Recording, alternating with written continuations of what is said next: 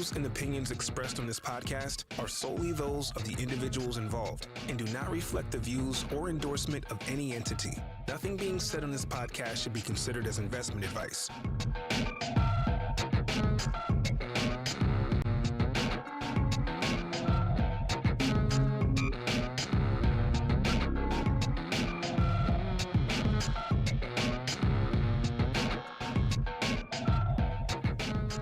GM, welcome. We're back. We're back and we're bullish, Kevin. You're bullish. All right, I'm bullish. We had a little breakfast toast this morning. We did. We had We did. Where are you at right now? Let's do the intro first. Let's do the intro. We're like ready to jump right in. You're like ready to get into therapy. Ready. All right. Well, welcome to 100 Proof. It is good to be back live. This is going to be an awesome show. Of course, Derek's here with me. Amanda's in the house as well. Got a little shot of Amanda over there. Good to see you. You're well lit today. You look great. I am well lit. I know Eli already is giving me some shit for my Beans Japan shirt, but I wanted to be like, hey, I've been in Japan. I'm cool. I'm chilling with my smoothie. I love this place. Some great breakfast options here. Every time we talk about our breakfast options, because every time Derek comes here, he gets avocado toast. It's like his jam. It is one of the core reasons I come to hang out with you guys, and I come for the avocado toast with the poached egg on top. That's the only way we get you in the office. It's true. Eli is joining us as well. He's got the bucket hat on. Let's go. This is going to be fun, guys. Good to see you, Eli. This has been great. Sun's out, legs are out today. Sun's out, legs are out. I've been hearing it all morning. I apologize. I thought I would do something a little different. It was a little warm when I got up today. Those are short. Short. No, they're good. They're good. They're a little shorter. I am rocking the Tommy Sachs Nike kicks. We can't really get them on the cam, but I promise the fit makes sense. But it doesn't look very aesthetic. You're looking good. Camera angle. Sun's out, buns out. Or what do they say? What is it when the sun's out, guns out? Guns out. Okay. Well, in your case, buns out, I guess. All right. That's how the show's going. It's Friday. We want to welcome also artist John Gerrard to the show, who's going to be here during the first half of the show. John, how you doing? I'm good, thank you. Surviving. Thank you for joining us from London, man. You look like you're in a very cozy spot. Do you have a glass of vino there as well to go with that background? Well, I'm in London, so yes. I do. There we go. That's what I'm talking about. Well, it's an honor to have 6 you on. People. It's 6 p.m. You're good. No breakfast drinking. You're good. It's the weekend. You know what? Depending on floor price, we breakfast drink over here too. So it's okay. It is good to have you. I think we need a live like nighttime 100 Proof where we do a little night drinking and a little talking about NFTs. I think that would be a lot of fun. Yeah, we would just get a little crazy. I'm down with that. We should do a live nighttime 100 Proof. I'm into it. I'm in. John's in. Well, that'll be daytime for you, John. So you'll have to day drink with us at that point. So, all right. Twist your arm. Well, we'll check back in with you in a bit. It's an honor to have you on the show. Thank you so much for joining us. Today, we got a lot of great topics to talk about. We're going to be talking about traditional finance is jumping into crypto. We have some big news, some breaking news that just happened 20 minutes ago that we want to cover that you just pulled up. What I wasn't even familiar with. Some stuff we'll get into in a second. Totally. We have a few fun topics around digital art. We also have another episode of the Mythics Chronicles, which is our nice little mini documentary style, fun little over-the-shoulder shot of all of the craziness that goes into building the art collection and all the mechanics behind Mythics, which I don't know if we can say. Well, we do have another video coming, like a real professional animated video coming for Mythics, and I showed it to you this morning. I just saw it. It's really well done. It's good. It's good. You guys are crushing the content side for Mythics. It's been fun to watch you put those pieces together. It's going to be a lot of fun. All right. A couple last minute housekeeping things. Follow us on Proof Podcasts, at Proof Podcasts on Twitter. You can turn on notifications there. We don't tweet about random stuff. It's only when new episodes and content is released. And that way you can get all the latest episodes from us. Also, for those of you that are joining us on Spaces, you're missing out on the YouTube video. So there actually is live video on YouTube. You can come on over and join the conversation on YouTube video if you want to see the great short shorts we have going on this morning. You'll only get Justin. Yes, sir. Justin would be amazing when in short shorts. Justin's not wearing short shorts. Derek is today, but if you want to see Derek's legs, only on YouTube, and you'll have to click the 18 plus button there to get in.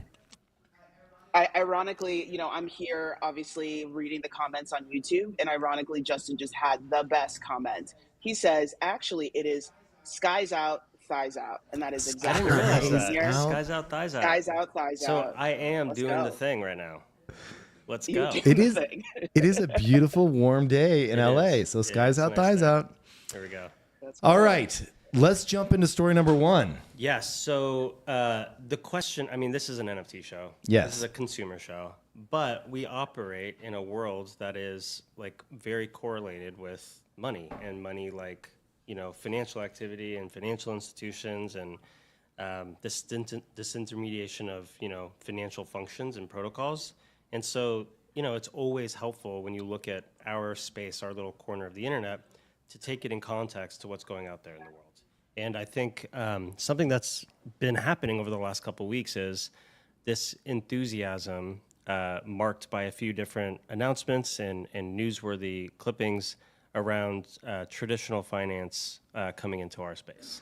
And so this isn't, a show about price or about number go up, but what I will say is when the SEC came out and levied charges against Coinbase running an unregulated exchange, and I think folks looked at the merits of that and were confused about kind of the positioning there. Taken in context, we just didn't really see price be affected very much. And so when I think about, the marginal seller after 18 months of just a brutal bear market, not really, moving size or moving position during like these periods of bad news, it's usually a sign that selling might be exhausted and price is starting to kind of range, and there just isn't really a ton of a negative, downswings in terms of like the price impact against like news like this. Yeah. I would say What you're saying is basically in the past, there's been a bomb that's been dropped by some, it can be any number of reasons, Yeah. but the big ones are when government steps in. Yep. And you'll see, boom, like we see a 5, 7, 8, 10% drop in Sometimes price. more. And you didn't see it this time. Didn't see it this time. So that's one kind of indicator that I always look for in terms of like where bottoms are starting to form and things are starting to range around kind of like the leading assets in our space. I would say the opposite is also something I look for because in bear markets, good news doesn't really move the price of Bitcoin or Ethereum. And what we're seeing over the last week is that we're printing these gains in Bitcoin and Ethereum to the point where Bitcoin is over 30K right now. This is supposed to be a bear market, right? We're like almost 50% off of all-time highs. Ethereum is ripping as well. We're seeing kind of Ethereum move in lockstep, and so I would say like the things to point out here are things like the EDX market, so the new Citadel digital asset exchange that they're building was kind of like publicly announced with Fidelity and Charles Schwab this week.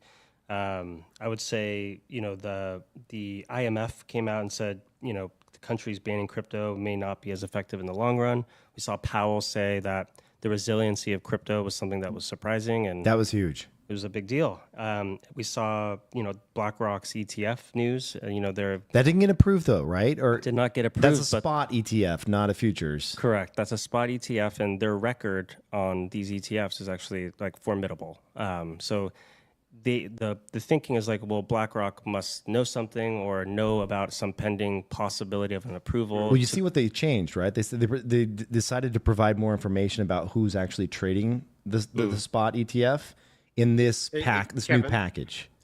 Kevin, when you say spot ETF, I know what that means, but maybe for those who don't, that means they're not holding the actual asset, right? But they hold against the price and the movement in price. Is that right?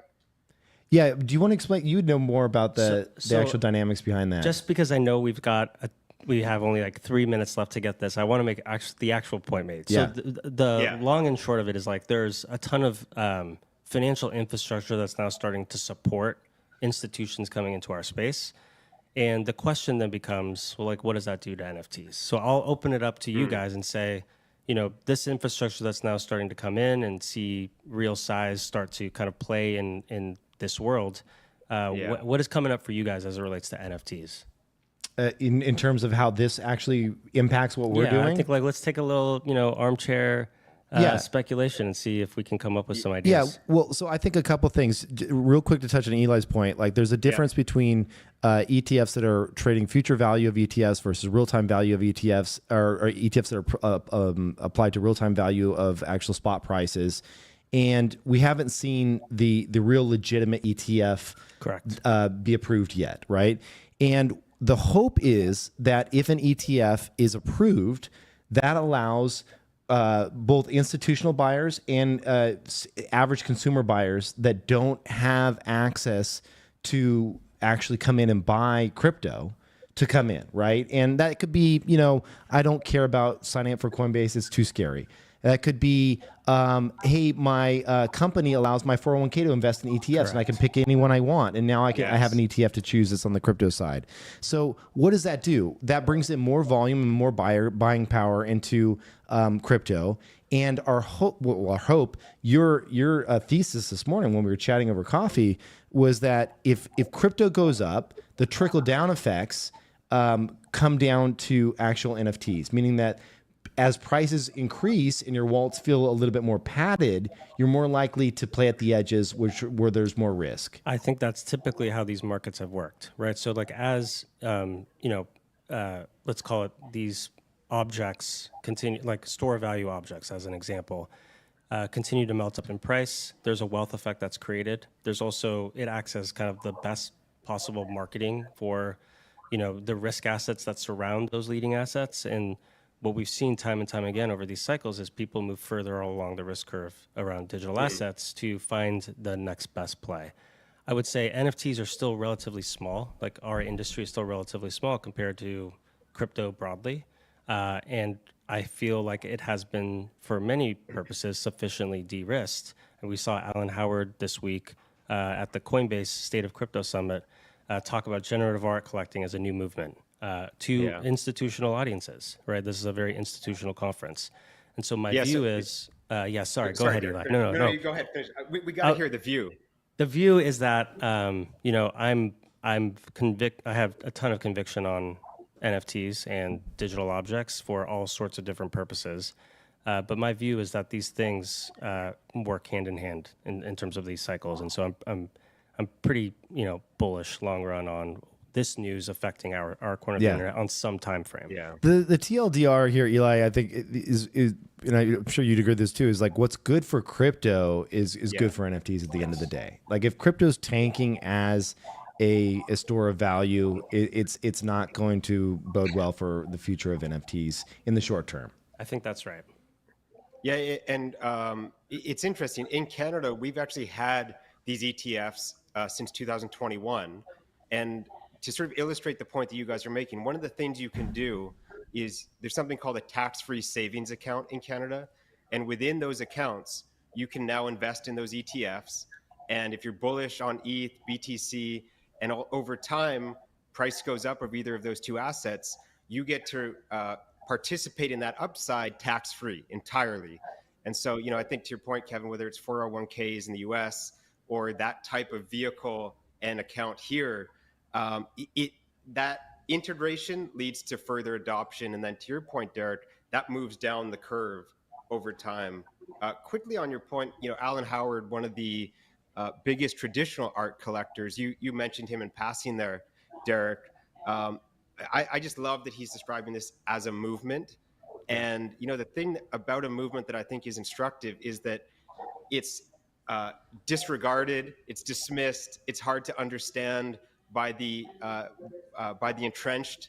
And, we saw that after the goose sale, that the top line headline at Art News was the final hurrah for NFTs. And so I think you've got Alan over here talking about a movement. You've got the entrenched Art News talking about the last hurrah. I think we're onto something there. Yeah, well said. Yeah. 100%. 100%. I want to say I have to kind of fill the proof employee quota by saying hide your squiggles. I feel like this is incredibly bullish for squiggles and my bags.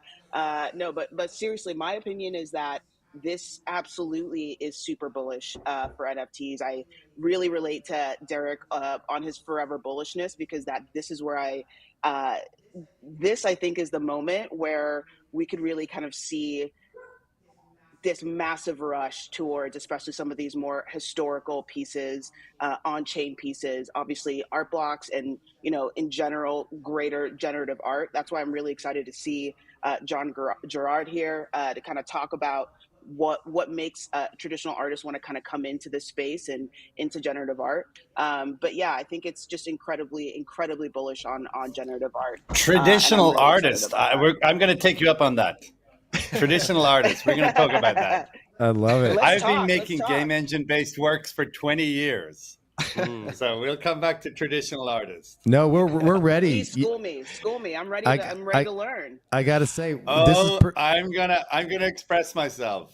John, this is perfect timing, man. Let's kick it off with you. It's so great to have you on the show, and I'm gonna pass this off to Eli so that you guys can have a little conversation. But thanks for joining us. Yeah, John, let's it's a new forum for me. I'm happy to be here. Yeah, let's pull on that thread a little bit, John. Digital art, you working with data, this is not new to you. And we'll come back ultimately to the fact that you have this upcoming Art Blocks Pace Verso release next week. But take us back first, when Amanda calls you a traditional artist and you have that visceral reaction. Where does that come from? Amanda, I already like you, but I'm going to talk to you about that. Okay, please. So here we are. So actually, 1994, I enter university. I'm like 19, and it's a really interesting year because 1994 is the year that Netscape Navigator is released. So it's like the year that there is a public interface to the internet. I didn't have that before. So the university is Oxford University. I'm this kid from Ireland, like rural Ireland, and I just blow into this crazy, sophisticated place called Oxford University. Yeah. I use my key card and I get into these computer science labs. I'm an art student in a university. Art schools in 1994 don't have any computers. I mean, they might have a Mac. I think the Mac that's literally in a museum now, the little floppy disk, literally the screen is about that size.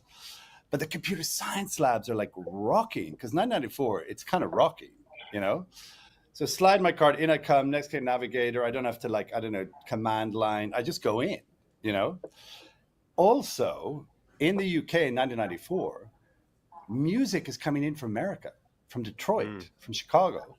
All my buddies who are really sophisticated, really rich, unlike me, who wasn't either, get in their car, they drive to Manchester. We all go to the Hacienda. And I'm in the Hacienda. This music's coming in. I'm like, if computers does this to music, what's it going to do to art? So I'm in the browser going, this is interesting. I'm in the club going, this is interesting. And I have been waiting a long time for the potential of the digital for art. We're just hitting it right now. Yeah, let's talk about art that, blocks. John. Yeah. Art blocks is we're going to talk about data as the core contemporary language. Yes, let's That's talk I'm about interested that, in. But let me just finish. Let me finish about Oxford. Just 1 second. So the second thing after not techno, is house music in 1995, basically. The second thing I discovered was 3D scanning. And I made my first scan in Oxford in 96. And I was like, okay, so here you have an image, but it's three-dimensional, data-driven. What are we going to do with this? It took me 5 years to get into a game engine. That was how long it took. So I had to just be a patient artist. Got into the game engine. I did a BFA sculpture, MFA art and technology, MSc computer science. Yes. Finally. 01, I finally get the missing part, which is art schools really, even now, don't really teach people the language of code. So I get in and basically my first work I released in a game engine in Miami was in 05. And it was up on the wall. It was encapsulated. It was a computer, a screen. I kind of tricked the collectors into thinking they were buying a sculpture. They're actually buying a game engine, basically. So my first game engine went into the world in '05. Got it. And so that's my backstory. Yeah, no, that's super helpful, John. Tell me, where did blockchain for you come into the mix? How do you translate data and that work you've been doing for so long? Yeah, let's hear about that briefly. So weirdly, I made my first NFT, unbeknownst to me, in 2019. Totally unbeknownst to me, because Casey Reyes, who I know from Ars Electronica, 20 years ago, who went on to do processing. Yes. Processing is the backbone of art blocks. Him and Ben, incredible, just generous teachers and artists. Yeah. They made processing, and a whole bunch of young artists were able to go okay, image, data, they could do that. Before processing, that was way more challenging. So Casey's an old buddy from 20 years ago in Ars Electronica, which is Ars Electronica is a famous new media place in Austria. I spent 3 years there as an artist in residence until they finally literally asked me to leave in 2004. They were like, get out. But Casey has known me a long time. He did something called A2P 19 Bitmark chain. Yes. Artists swapped images. He wrote to me 2 weeks ago and said they were NFTs. We just didn't have that language. Yes. They were NFTs. So I made an accidental NFT in 19 with Casey, which was called Artist to Peer. It was a beautiful little JPEG. I don't do media. I don't do MP4s. I don't do JPEG. I don't do any of that stuff. I'm a data guy. I'm a temporal world, data world guy. Anyway, I did this thing posted a picture actually of an oil slick, which I had taken many years earlier, and I swapped to these incredible artists, because Casey's just such an incredible connector. He's so generous, Yeah. So all these artists are swapping, and then he wrote to me last week. He was like, "John, actually, it was an NFT project." I was like, and I didn't know. There you go. But the next NFT, which actually was, and I'm going to make the hardest line between media, which is historic, and data, which is the future. I'm going to make a really hard line here. Yes. So I released my first, I started working in software in the contemporary art world in 2005. Yeah. Beeple blows up, and I'm offended. I'm like, guys, you're talking about a transaction here. I get the transaction, but I don't like the work. And also, I don't like the fact that everybody's going crazy about a JPEG. It's just not the subject. This is not the subject. This is the fucking history here. Media, JPEGs and MP4s are we're going back to the 60s. Can we talk about data? So John, let's zoom forward a little bit to Western Flag, your first NFT. No. That I'll maybe get there. is. I'm getting there. Yeah, I'm getting there. Yeah. Let's go there. So I released an MP4. I'm releasing an MP4, which is a 30-second extract from a game engine-based work. I couldn't get a game engine before WebGL. I couldn't get a game engine into the NFT ecosystem at that point. So I in extreme pain, because in the game engine there is no temporal. It's atemporal. It is just world making. I make a 30-second extract from Western Flag, from the core of Western Flag, Midsummer, from an AP. I release it on Foundation as a 30-second looping MP4 in a great pain. Happily, it is the first NFT the Los Angeles County Museum of Art has ever acquired. That was a good outcome from that. But the whole process was awful. I actually pulled out of NFTs for a year. I was like, I can't make media. I've never made media. Not going to do that. So my producer, about 6 months into my recovery period, literally, he said, WebGL. I've just come across this thing called WebGL. Mm-hmm. You can put very austere data worlds in the browser. I was like, go. And Ariel from Place Versa said, we have just made a relationship with Artblocks, which I had been tracking for 6 months, but I had no way to get in. I didn't know Eric. Sure. I didn't have any way. I could jump into the Discord and be like, I don't know, some weird guy, whatever. Sure. So Ariel was like, actually, you have a month, but we do have, this thing coming. I was like, done. Got it. Petronational, the first Yes. work, took 1 month. Wow. And I Hey, love that John, project. But it was for those who don't know, talk just a little bit about Petronational. okay. So I'm very interested in power. Yeah. And like the word power means two things. It means energy and it means force. Many different types of force. So Petronational takes the 195 countries in the UN list. It's not all the countries in the world. It's only the 195 that are in the UN. Takes their shape, fills it with a generative algorithmic representation of a petrol slick. Like a petrol slick is fascinating because it's so beautiful. And yet it is like totally toxic and it's not going to work. You know, it's like pollution basically, but still alluring.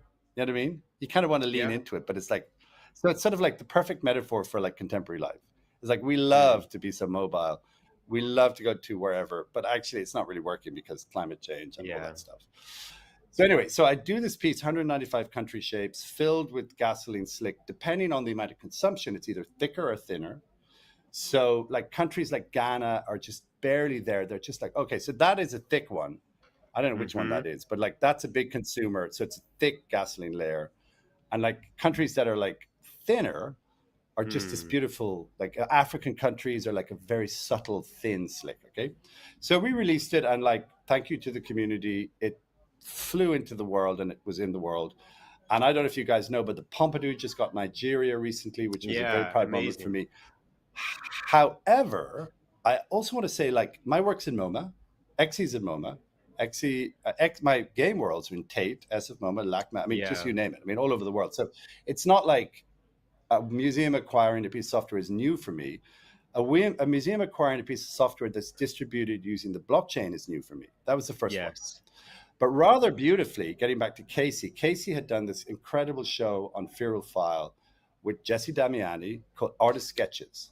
And I made a piece called Smoke Hands, $100, edition of 100. The kids on Feral File just ran away with it. So in the Pompidou, you have Smoke Hands for $100. That's the first one. Then you have Petronational. Probably the floor price is like 4 Ethereum now. Okay. And then you have a CryptoPunk, all in a line. Oh, amazing! And I just and those was are like, on I display. love that the museum. Yeah, right now. Yeah, those are on display now. Yeah, I love that the museum like takes it all on, puts them in a row, and kind of flattens them. They're like, this is art. That's 100 Ethereum. That's 4 Ethereum. That's $100. But you know what? They're all in a row in the museum. So I'm into that. So where John, are we? I heard you. Are we done with I heard you. Petronational? Just quickly, I heard you yesterday. I was listening to you talk, describe the blockchain as a form of public art, and actually moving away in some respects from the institutions and the private collectors who own a piece of yours and you never see it again. Talk about that for a moment. Not just that. But there's so many layers to that. So, you know, I'm interested in data. And I'm interested in static, like which comes from data. Like artists, like I'm a big collector of Kim Asendorf because there is an energy that comes from his work that talks about contemporary conditions. The world is being changed by data. So I have watched the traditional art world, can we use that word? Because I can say that, become more analog. Since I stepped in, it's become more analog. It's become less experimental. People are talking about paintings, ceramics, and I'm like, don't get me wrong. I mean, I love those things, you know, but like, what is the pertinence to contemporary conditions now of ceramics? Yes. I'm a bit disconnected, number one. Secondly, we live in a world of hard borders. If you're very hard borders, 700 people drowned in the Mediterranean trying to get to Greece recently, like really tragically. I'm showing in the Hayward right now, big LED wall, showing a simulation. Most of the world can't get to England. Yeah. They can't get in. So the XE is, I would call it geography. It is place. So the beauty of WebGL in the browser is that I can make culture. I can make visual culture. Anybody on earth, I don't care if they buy it or not. That is not why I'm here. I'm here because they can see it and it can move them. Sure, if you get one, you can do whatever you want with it. Yeah. But I think that the support that's flowed from the blockchain via the NFT mechanism to digital artists is the big deal. Yeah. Kim Asendorf can sit at his desk and code as an artist now. 3 years ago, the art world, they were not interested. And they were missing something. So I just want to celebrate, that because I sneaked in and I've been there a long time. I've been there 20 years. Yeah. But I'm done with museums. I've showed in so many museums. I just want to show in the street. Yeah, I love that. That's John, the only place. And for me, yeah. No, just as we wrap up here, John, let's talk about the project next week. I know it's short. We could talk forever. Let's talk about World Flag, the way that it's representative of some of these themes we've been talking about, and give us a little background on that. Done. One. How long do I have? Give me my slot. 25 seconds. Okay. World Flag is 195 generative works on art blocks. Each one is a smoke flag, which is like printed with this thing we invented. Do a variation. Go down, do a variation. Because it's nighttime in Yemen. They're all set in these future deserts that in a weird way, like the failure of I've been at 3 climate change conferences. All the nations get together. Nothing changes. We're burning 100 million barrels of oil a day. It's kind of a real protest work, actually. But it's also, I spent a year on it. I said with Petronational, it took a month. I will come back to this space, to Art Blocks, with something that I'm going to really stand over. And that is World Flag. That's what it is. I appreciate that, John. Well, 2 things. One, thank you so much for coming on. I'm thrilled to get to spend some time with you. And then 2, good luck next week. I'm sure it will go well. This is you're also marking the 1-year so-called anniversary of the first Art Blocks Pace Verso. Yeah. I've got my hat on here. So all in the family. And appreciate it. I got my hat on too, but it's a different one. It's a different one. Thank you. All right. Thanks so much. I'll tell you about that next time. Sounds good. Thank you. Thank you. You're an absolute legend, John. Thank you for being on the show. That was awesome. I have more to say. Big shout out to. I just want to. Yeah, more to say. Hey, listen, we need to do an extended hour plus with you because this is just too short for your wisdom and knowledge in the space. So let's make that happen, and we'll make sure we're also bringing some wine to the table so we can have a real fun conversation. Yes. I just want to say shout out to Ariel. Yeah. I just want to say shout out to Ariel because she's in the audience here on YouTube joining on. And you mentioned her. She's been an incredible, addition to Pace and an incredible connector of these digital artists into the space. So we want to say thank you for hanging out. And yeah. Thanks, John. Enjoy the wine. John. Enjoy your evening. Enjoy your weekend. That was awesome. That was great. What a cool dude. Yeah, I know. Hang out with him. I know. I'm actually going to be in London in a few weeks. So maybe I can see if I can make that happen. That sounds like fun. All right. Well, it is that time again where we like to give you a little behind the scenes sneak peek of our upcoming Mythics collection. There's a lot of hard work and effort going into this collection. It is by far our most ambitious art project to date. And we have a little 30, about a minute long video or so, something like that. Let's take a look.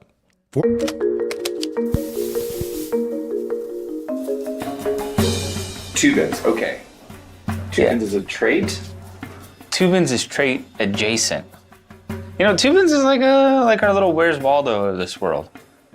Toobins is our way to get into a little bit of mischief in terms of storytelling and visuals, and so Luke had done this sketch of a wizard bird. And so I started playing around and eventually came up with this little guy. So it's nice. It's like Luke and I made a little baby together and out popped Toobins. You know who has a lot of Toobins on them? This guy over here, Felix. He's in a meeting. He's actually getting work done.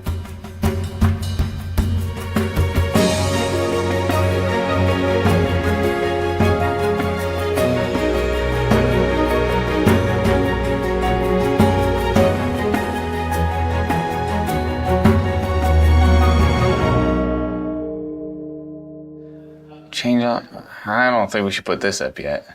In my Photoshop file, I was trying to figure out what to name it. And then Luke and I, for like a couple of hours, just went back and forth, like sending names like Tubes, Bobbins, Tubers, like, and eventually we landed on Toobins. And once we had the name, the character became real to us. And ever since then, it's just been one long riff of like, oh, Toobins would do this, Toobins would do that. Burnt toast, Toobins. When you go to a restaurant and you ask for a salad, but they say all they have is arugula, Toobins. That happened to me once. Toobins is all about like causing havoc. To be honest, there was a bubonic plague. Honestly, that's why Luke is no longer with us. Looking back now, I regret making the comment on his age because, as you can tell, he's no longer with us. That age caught up to him. That mixed with Toobins. Everyone, you should always wash your hands. Oh, we got a couple of gems back here. Danny, and we have Ty. You should go check out what they're working on. Yeah, what do you guys work? It's pretty impressive. Before you choose to mint your mythic, if you have a choice through the legendary or runic eggs, you can see all of the different traits for the mythic. If it's new, how many times it's been minted in the collection so far, the rarity. That way you can make an informed decision on which mythic is right for you. So, and as you can see, this mythic is just completely decked out, every trait possible, all the tools and weapons, just ready for anything. That'll happen in Volaria. Your flight getting delayed, that's Toobins. Financial crashes, Toobins.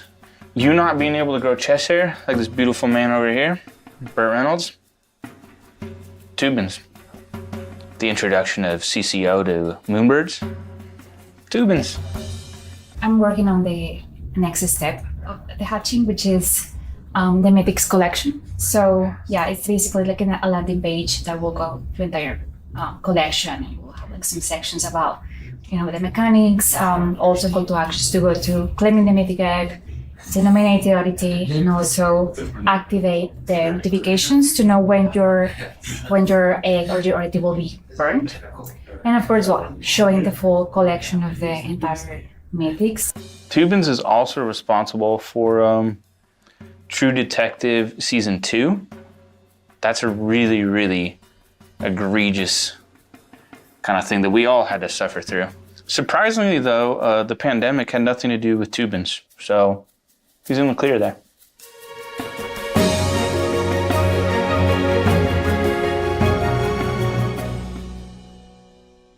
And there might just be a Dread Toobins. Not saying, but maybe one or two could pop up in the collection.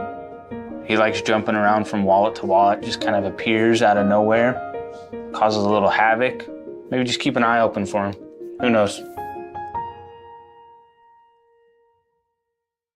Well, it's me, Luke, and I'm totally not dead. I'm right here, if you can see me. Hi, guys. I love it.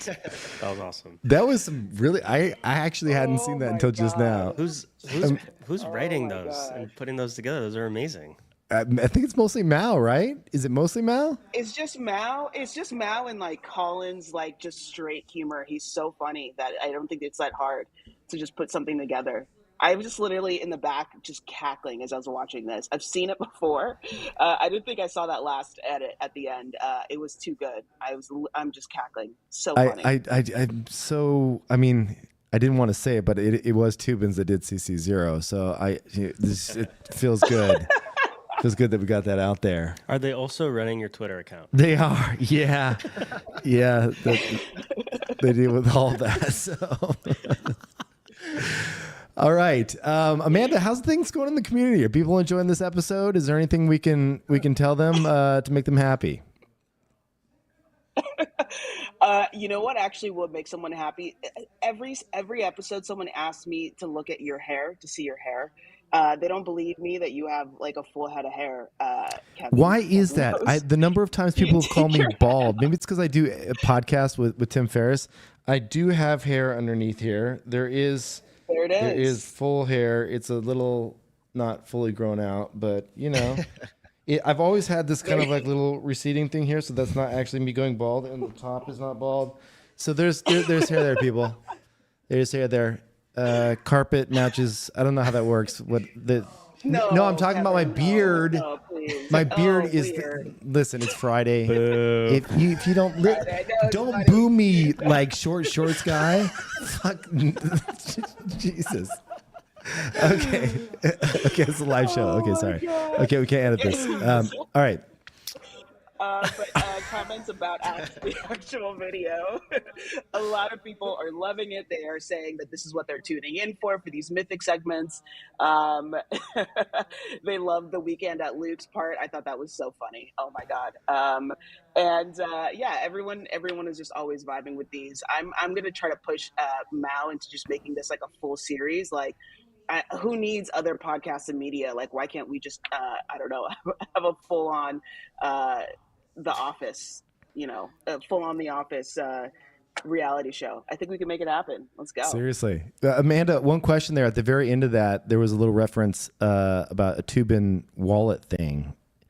Are your lips sealed on that? My lips are sealed and yours should be too. But it is kind of cool how Toobins is just such a mischievous little character. He just finds himself in a bunch of places. So yeah, it should be fun. I'm getting so excited, guys. Like, we are down to the wire. I know we haven't actually said when the hatching date is, and you guys will find out very soon, but we are getting down to the wire, getting really prepped, getting everything super tight. And I have to say that it's such a good story, such good lore. I'm really, really excited to see all the things that we kind of build out of this project. 100%. Love it. All right, let's get around to the next story. Yeah.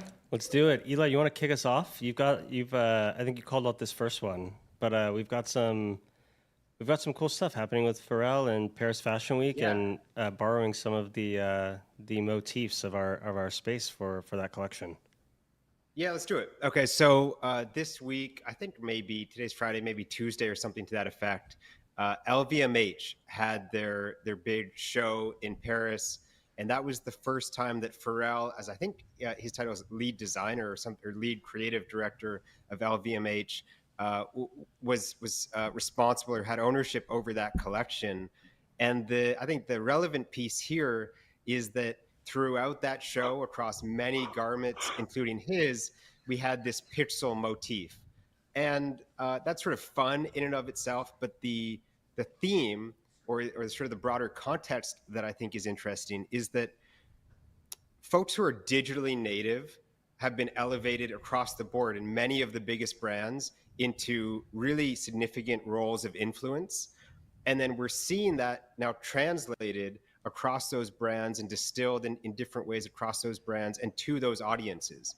And so you're taking, themes and aesthetics that are wholly digital and that have resonance in the things we're doing on the NFT side and broadcasting that to all sorts of different audiences.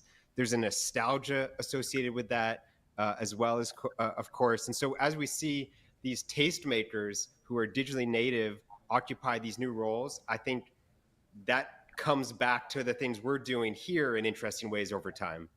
Yeah. This was a really, really fun thing for me to witness. I don't follow the fashion world that closely. Like, it's not. Oh, you don't?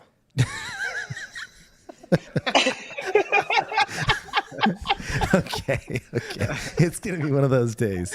All right, we're going back and forth. I see you. All right, so I will say that jacket is dope, though. Look at that jacket. Yes. I don't own a single Louis Vuitton thing. I'm not like that guy, but like I'd wear that jacket in a heartbeat. I love that pixel vibes. It's awesome. Yeah. I honestly, I'm not a big LVMH person either, and I will take it all. Like, even if it's men's fashion, some of the fits are so good. A lot of the people, especially in the beginning of the show, are always excited to see what Eli is wearing. Somebody named Casey, I'm assuming it's a friend that you paid, but said, look at that drip on Eli. So I'm not surprised that you were the one who kind of picked this up. Yeah, we need to outdrip Eli. At some point we will. He does come in looking fresh every episode. I love Pixel Pete's comment on your post here, Eli. Pixel Pete, who was our guest last week. Pixel Pete needs Pixel suit. It's pretty awesome. Let's go, Pixel. Derek, why don't you kick us into the next one, which I think is actually really interesting. Yeah, so there's a couple, I think, just like we'll just flow right through into the digital fashion stuff because I think this is kind of top of mind right now. Yeah. 90cc this past, so like during Paris Fashion Week, launched this new product with IYK called the Autograph Module. And so IYK, as some folks know, they build software for NFC chips to kind of build these bridges between the digital and the physical. Part of that platform is being able to create like these very specific modules that you can be presented with after you do the tapping. And so they've all been working pretty closely with the 90cc folks on pioneering a whole bunch of these really cool products. The most recent one that they announced this week was called the Autograph Module, which allows users to sign and permanently attach autographs to IYK-powered items using their phones. So they're cryptographically verifiable. They become part of the item's history and provenance. You can secure that connection in memory for as long as that is owned by the NFT. And the standard by which they've built this module on top is called ERC 6551. And it allows NFTs to own other NFTs. There's been a working group that's been working on this standard, the 6551 standard, for a while. Benny over at Future Primitive is one of the core contributors here.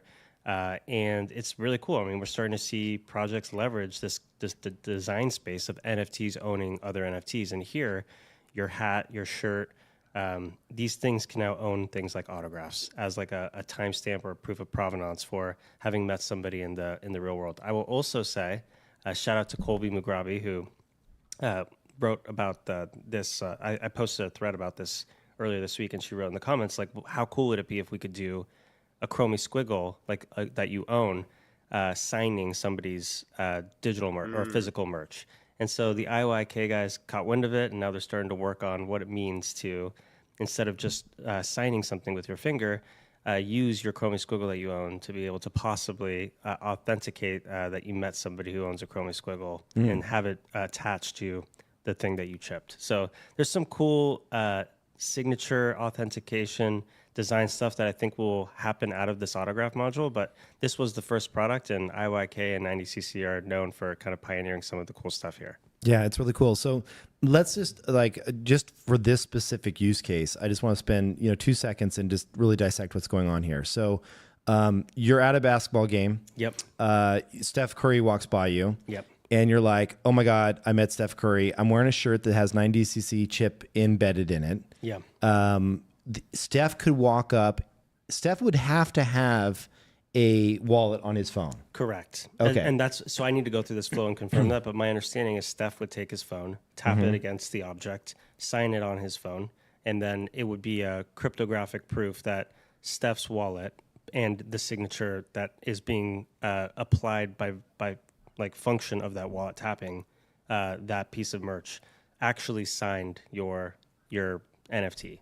Right, gotcha. So you're going to want to have a signature wallet that doesn't have any other NFTs in it, because like that could be a signature to sell some other NFTs, right? You don't know what that there could be a rogue NFC chip inside of that isn't made by them that could then trick you into signing another signature. Yeah. So the edge cases, I see where you're going with this. So first of all, I need to confirm that flow I just described is the right one. I need to actually go through this. But if it is true, then I think, like any of this stuff, there's going to be edge cases that need to get worked out over time. And I think standards will get built around it. But the concept of being able to apply like a digital signature that's cryptographically secured, that was inputted by somebody whose wallet you can trust to be theirs, like that is kind of what's happening here and getting bundled together. It's really cool. I mean, initially, I know a lot of people were thinking about the game design space where a character can own other assets that are associated with that particular avatar, whatever it may be. This is an application of that tech that is completely different. Totally. And because this is such new technology, I mean, we need time to really digest what it's all capable of. I need like a weekend just to think on all of the use cases. Yeah, I caught up with the IYK guys last week, and they said we just started working on this. We think it's awesome. We're working on it with G, and we're going to try and bang this thing out by Fashion Week. And, that's so cool. So they whipped it up. They worked on it with G, and now we've got this new primitive that I think people can see, and it's out there in the world. And to your point, Kev, we'll get battle tested, and and these things will improve over time. It's so cool to see this meet physicals, because we've had so many issues with this traditionally that I just, you can point to. I mean, there's been, how many times have you heard about sports memorabilia just being forged with fake signatures, that never actually happened? Even traditional art. I mean, I know when Salvador Dali was sick near the end of his life, it was rumored, I think it's pretty much true at this point, that the people that were close to him, I think it was his wife, that was just, or ex-wife or something like that, that was creating prints and just signing his name to it, just over and over and over and over again, because there was money to be made there based on these prints, these presses.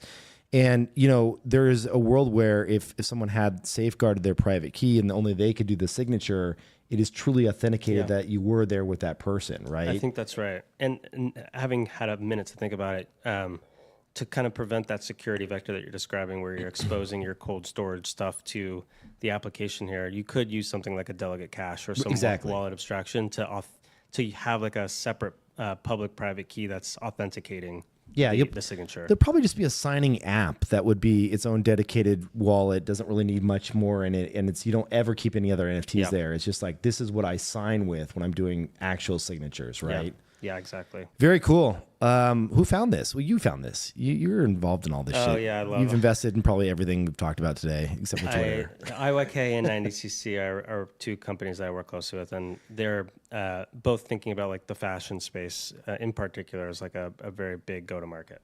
Yeah, very cool. Love it. Derek, just quickly, let me ask you, maybe this is a naive question, but how does the physical relate to the token that now holds all of those signatures? Like, if I collect a bunch of signatures from Steph Curry and otherwise, and can I sell that physical? You can. That contains those signatures, or correct. Is it the token and physical can be unbundled?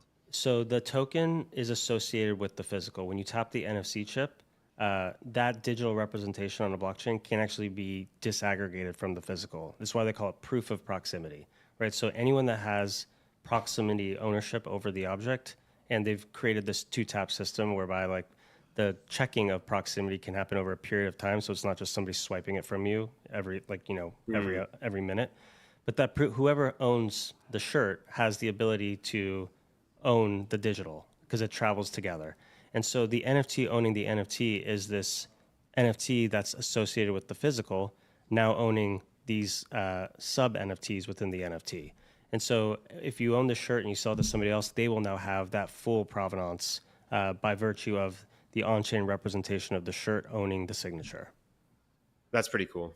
Yeah, it's really cool. I mean, it changes everything. I mean, you can imagine the future of all collectible sports cards and everything like that are just going to have bundled NFC chips in them that have all these different types of data, where you went, where you took it to. It doesn't have to be the actual artist. It could be a whole slew of different things. The cool thing, too, is like Tyler Hobbs used IYK at Art Basel. We're now seeing fashion products use NFC chips. It's now moving into things like consumer products and consumer goods. The design space here of like blockchain meets physical stuff, I think NFC chips represent like a very credible opportunity for those worlds to collide in like virtually every category. Do you have any sense, last question, I know we got to move on real quick to a couple more stories, but do you have any sense what the actual shelf life is for an NFC chip? I know they're not battery powered. Right. So like it's actually quite long. I don't have that answer off the top of my head, but I think it's fairly long. Yeah, without batteries, it could be, many, many decades. Yeah. So as we've seen with old computers and things like that. So yeah, really curious to see how that all plays out, but that's awesome. All right, well, we've got a couple more stories to hit on real quick. Fortnite's collab with Nike NFTs platform doesn't include in-game NFTs. It doesn't include. So I don't know that much about this story yet. So what's the context here? This was a story that CT had brought up around Nike NFTs that we were supposed to have fully dived into. Sorry, CT, Eli, we blew it. We blew it, CT. So, Eli, do you have the background here? I do not. Did I have this one? I'm so embarrassed. All right, so I can give you broad strokes. I have a couple of notes that I wrote down. So dot swoosh, which we've talked about here on this show, high supply, low cost NFT project by the folks over at Nike. They're partnering with Fortnite, which massive environment. Just, one of the most popular environments on planet Earth right now. They're co-branding a new product called Airphoria, and it's a virtual experience where players can earn Air Max 1 sneakers by participating in the actual gameplay of Fortnite. And so looking at raw numbers, Fortnite has 250 million actives in the last 30 days alone. Yes. So the idea here is it's presenting this really interesting co-branded opportunity to start making productive digital fashion objects having utility inside of an environment in real time. But they're not NFTs. I don't think they're NFTs yet. And I think Dot Swoosh's articulation of the problem is for these objects that they're minting or like that people are owning to one day be, owned by public-private keys. But right now, everything is, I think, for UX reasons, for onboarding reasons, things are I think they're tranching and sequencing out what digital ownership is. So I don't expect, everything to be perfectly decentralized and distributed and leveraging the core value prop of this technology on day one. But I do think it's inevitable that Dot Swoosh and Dot Swoosh objects are owned, sovereignly. And I think for them, it's more about sequencing and getting the right 250 million active users participating with this stuff without the frictions of Web3 until they're ready or until they can build a compelling enough product. Yeah, I mean, I think it's one of those things where, if you're going to do an integration with someone like Fortnite and you're going to, offer this up to these, this big of a platform, you don't want to step one is just get the sneakers out there and get them actually on characters. Step two is, okay, this little fly is coming after me. Step two is, do we actually convert these into NFTs? Yes. And then what does that look like? The good news is that Dot Swoosh is, as a platform, a Web3 platform. So the capabilities technically do exist. Yeah. The question is this a sequencing thing or not? Or a year from now, are they going to be like, okay, cool, that was fun. It's just like a skin or anything else that you can wear around. Or can we now take these out as digital assets and move them into different places? My view is that on some timeline, that's inevitable. Yeah. Right. Because the benefits, as we know, of being able to sovereignly own a digital object is better than some, incumbent or private company organizing where that value can move and trade and who can actually own it. It's like the history of, digital ownership has always been throttled by this third-party intermediary, which prevents some really interesting use cases from existing. So on some timeline, I think, it's inevitable that these things end up on a distributed ledger. But for now, it just doesn't make sense, and that's okay. Yeah. And let's onboard people into actually feeling what it's like to own a digital object, even if it's, currently the ownership structure is such where Fortnite or Nike actually owns the property. It's so funny how we, I would say in general, just get so locked up in this idea and this echo chamber that we are NFTs. And you look at Sam's stats that he presents and it's like, let's just call it, I'm just making numbers up, but I'm not too far off. Let's call it 9,000 unique wallets trading per day or whatever it may be. And then you look at Fortnite's numbers and you're like, 250 million people a month. Yes. You look at, I heard a number around Roblox the other day. It was 50-some million plus daily active users. Yes. And you're like, this is nothing. Totally. We're I used to say we're in the first inning of this. It's parking lot, dude. It's not even parking lot. We got in the car maybe, and then we got an hour to drive to the ballpark. Totally. It's very early days. But we all know. So to this point, I think the Fortnite is something that I often point to, or Counter-Strike skins, these emerging younger generations, the affinity they have for avatars, for immersive environments, for digital objects, and owning these things, whether it's skins or assets or little mini in-game currency tokens. That is the proof of concept. Mm-hmm. The back end, how that stuff is actually owned, that's going to get optimized towards blockchains over time just because the tech stack is better. But as a proof of concept, it's stuff like this that's actually going to move the needle for hundreds of millions of people to own an NFT one day. Oh, 100%. I mean, I think this enabled with Web3, so if you were similar to what Reddit did when they created all these stealth wallets where you really didn't know you were holding an NFT, but you're holding an NFT. Yes. if that's what Fortnite did here, and then all of a sudden those Nikes were real tradable, on some type of marketplace, and surprise, they're NFTs. Yeah. Then you've activated hundreds of millions of wallets, or let's just call it, let's say 10, 20 million people actually get these as collectibles. Yeah. Like now you've got a market, you've got some liquidity. Like now we're off to the races. Yes. A few other game companies jump on board, and we've got some real use cases that aren't about the speculation, that aren't about the commoditization of NFTs. They're really bringing in the average consumer, which I'm here for. Like that's really exciting. Totally. So just another reason to be excited about consumer Web3 and things we're seeing. It's like the trend lines continue to converge into this one grand trend line. Yeah. Awesome.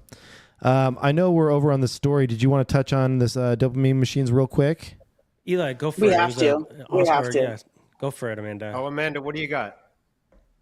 Oh, I'm not. I don't do it. I just want you to talk about it because I think it's such a great project. Well, yeah. No. I will say, like, Stevie P, an incredible art blocks artist, has done some really, really fun, very like esoteric and wild drops before on art blocks, and I think this is probably the most complex and the best of the things that he's done.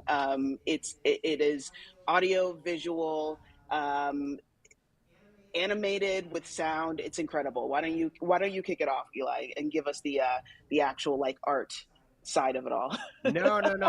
I think it's just a cool meme. It's like a cool meme drop.